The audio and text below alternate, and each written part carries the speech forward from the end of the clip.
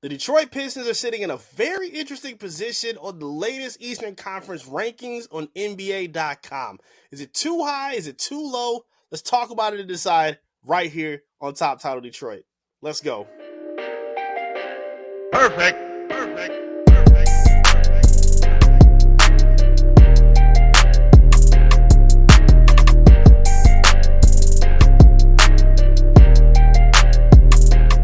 What's good? Welcome to Top Title Detroit.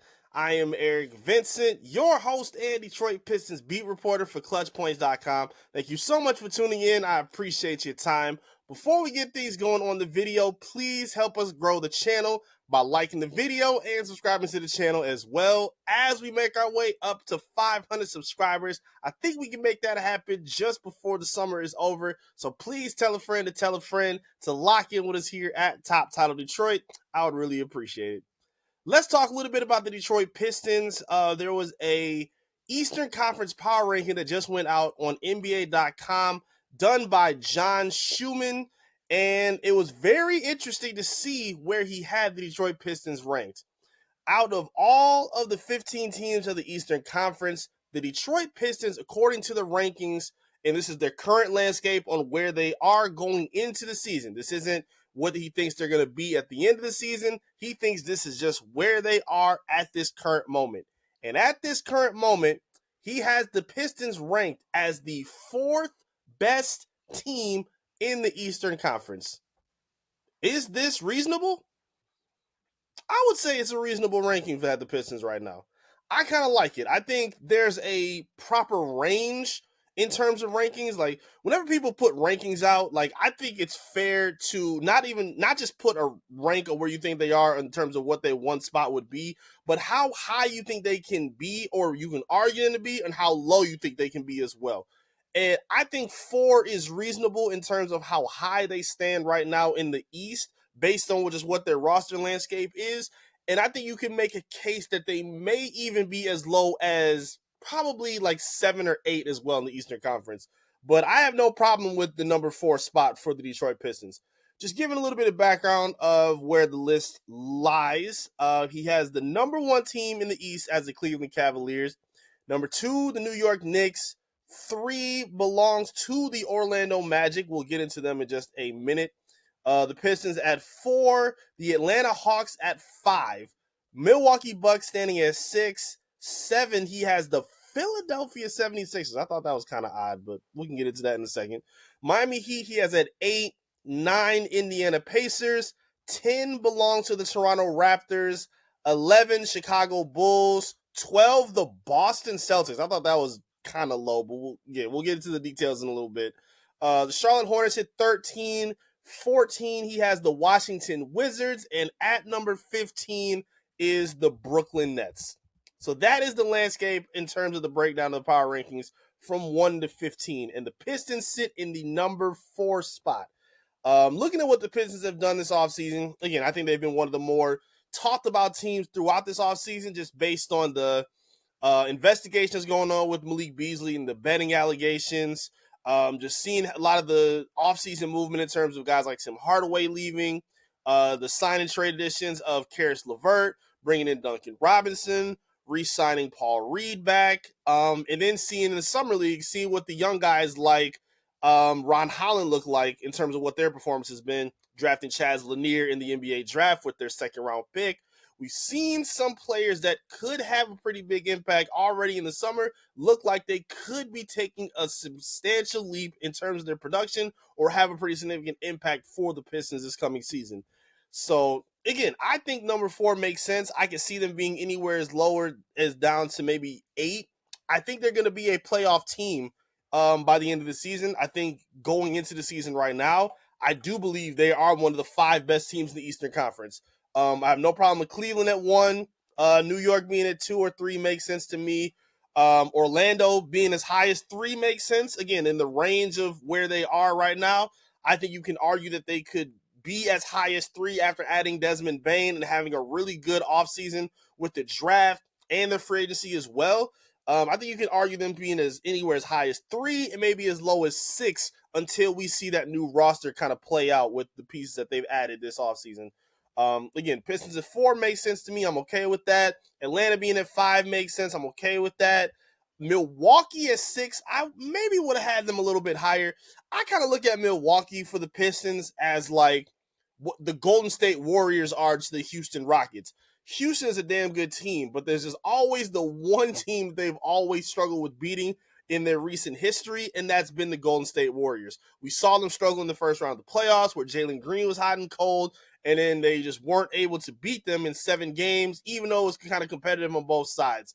I kind of look at the Bucks a little bit in that same realm for the Pistons because obviously being a division rival for the Pistons, they're a team that's really given them a lot of problems over the past several years. And having to see them 4 games out of the season, still going up against guys like Giannis, even with the departures that they had, losing a Damian Lillard, losing Brook Lopez, I think adding a Miles Turner is a really big deal. I think adding in a guy like Cole Anthony and Gary Harris, I think those are key important additions for this Milwaukee Bucks team.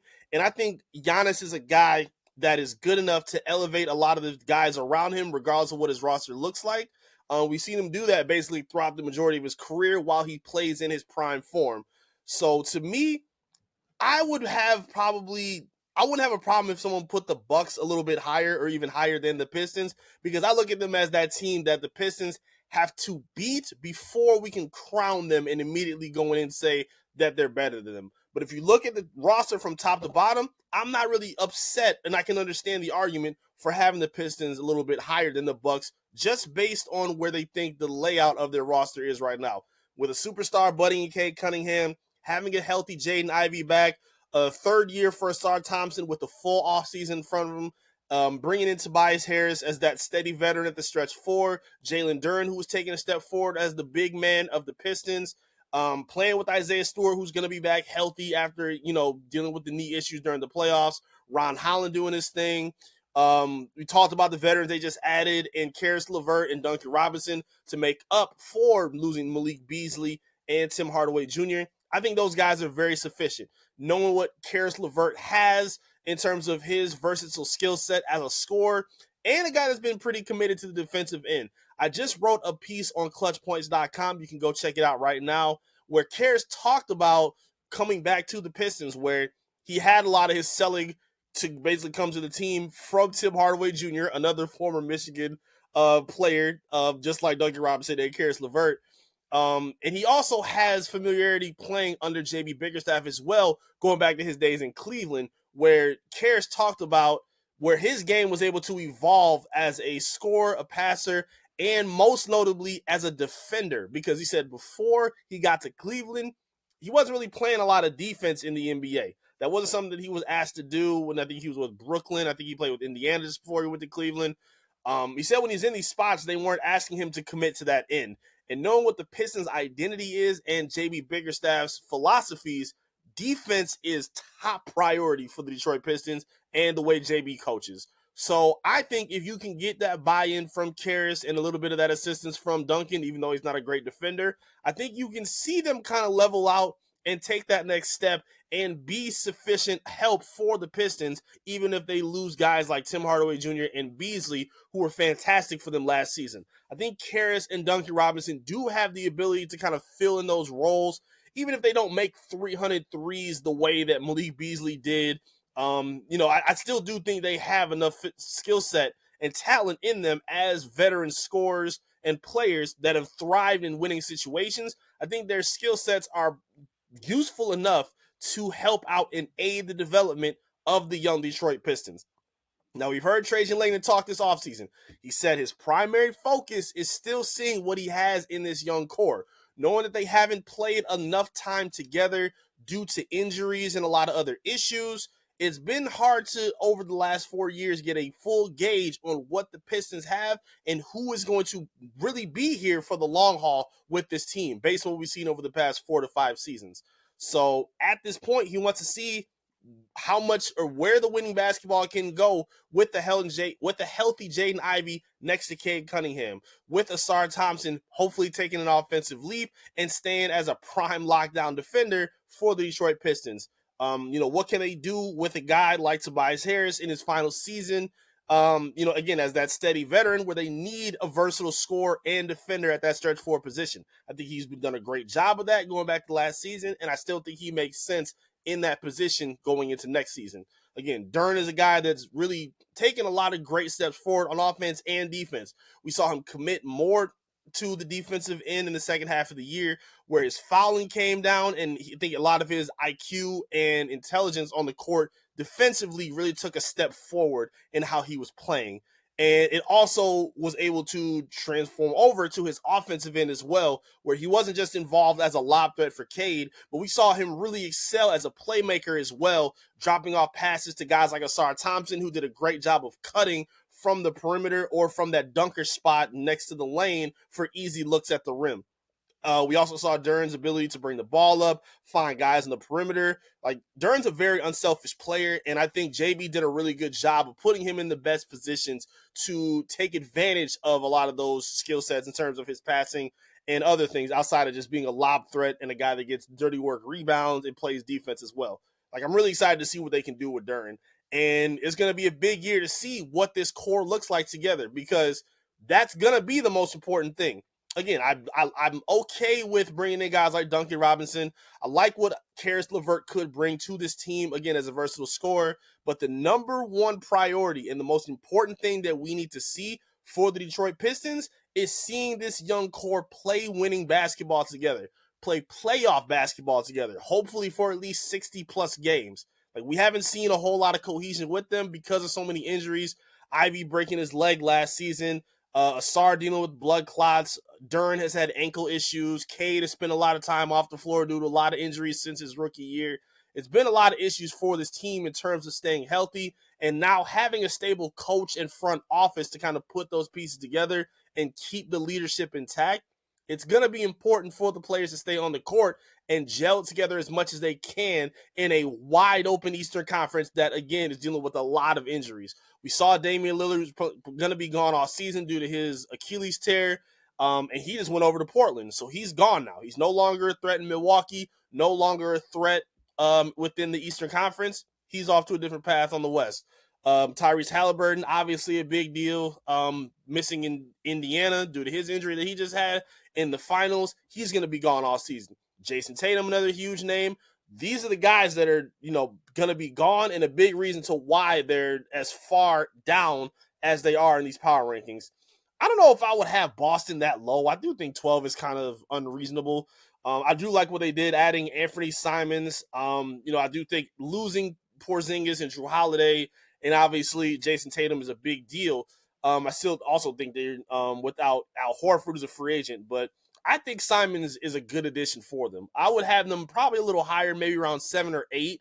I think 12 is kind of low. I don't think they're going to miss the playoffs just because the East at this moment isn't that strong to a team like where a two-headed monster of Anthony Simons and Jaylen Brown couldn't work out and help equate to lifting them offensively as a playoff team. I can still see that happening in this kind of an Eastern Conference.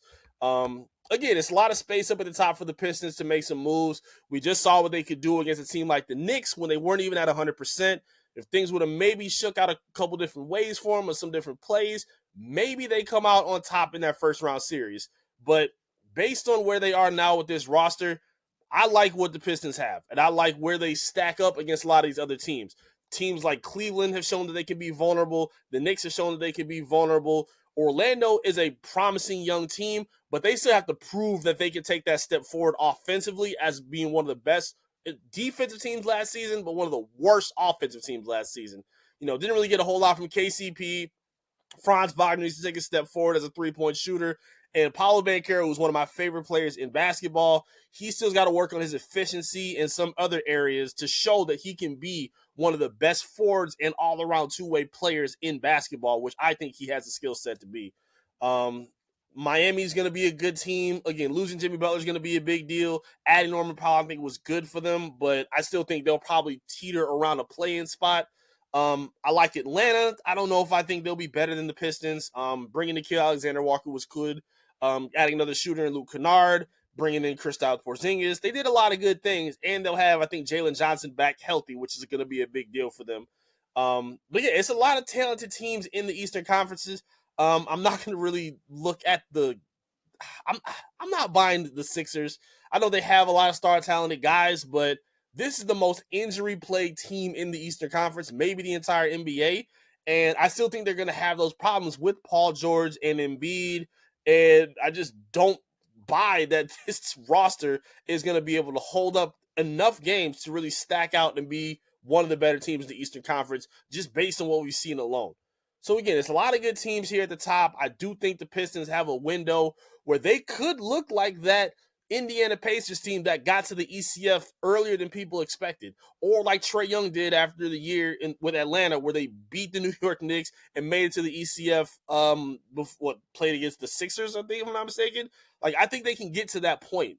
And based on if these young guys take that leap forward, if we see another step forward from Cade, where he's maybe taking care of the ball a little bit better, if we're seeing Jaden Ivey take another step defensively and still looks intact as an offensive threat with his speed and his athleticism and his shooting prowess, I think that's going to be big for this team. I think they have a lot of pieces. I think you're going to see guys like Ron Holland be a bigger focal point.